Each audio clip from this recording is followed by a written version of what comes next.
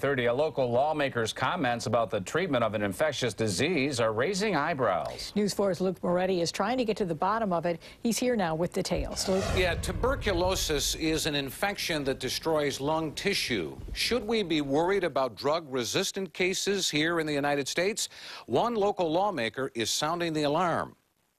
Certainly for the Buffalo. This is what Congresswoman Louise Slaughter told an audience just last week. As of this week, the 16 treatments for tuberculosis have been declared ineffective.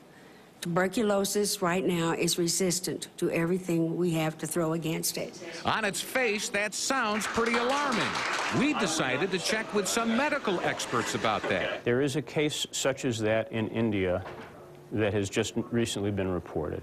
It's not something that threatens us here in the United States.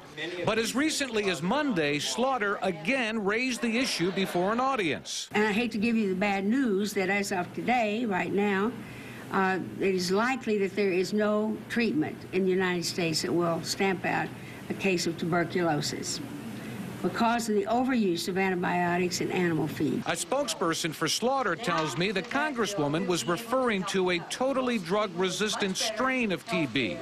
Erie County Health Commissioner Anthony Billetier says there are a couple of levels of TB. There's your regular tuberculosis that is susceptible to all antibiotics that we use.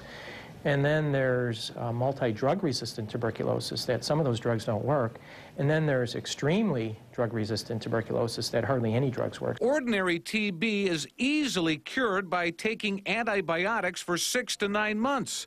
Dr. Peter Ostro says it's important that cases of tuberculosis be treated by experts. We should not panic.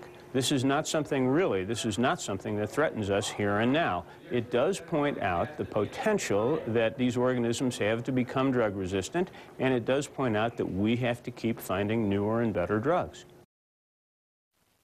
Now, medical experts say if the incorrect treatment is given or patients don't take all of their medication, it could take much longer to treat. We'll have some developing statements coming from the Congresswoman coming up at 6 o'clock.